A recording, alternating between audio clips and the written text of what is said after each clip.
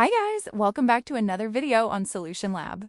In this video, I'm going to show you how to fix the Instagram account status problem. Unlock your phone and swipe down from the top right side of the screen to open Control Center. First, check whether your Wi-Fi or mobile data is stable, because Instagram needs a strong connection to work properly. If the signal looks weak, switch to a better Wi-Fi or toggle your mobile data off and back on. A lot of times, the account status issue gets fixed immediately after improving the connection. If the problem continues, open the App Store from your home screen. Tap the search option at the bottom right corner of the App Store, then type Instagram in the search bar. The official Instagram app will appear on your screen. Make sure you select the correct app before moving to the next step.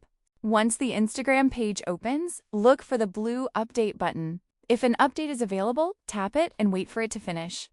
Outdated app versions are a common cause of account-related issues, and new updates usually fix bugs and improve stability, so let it complete fully before reopening Instagram. If the problem is still showing, restart your iPhone. Press and hold the power button and volume button together, then slide to power off. Wait a few seconds, turn it back on, and open Instagram again.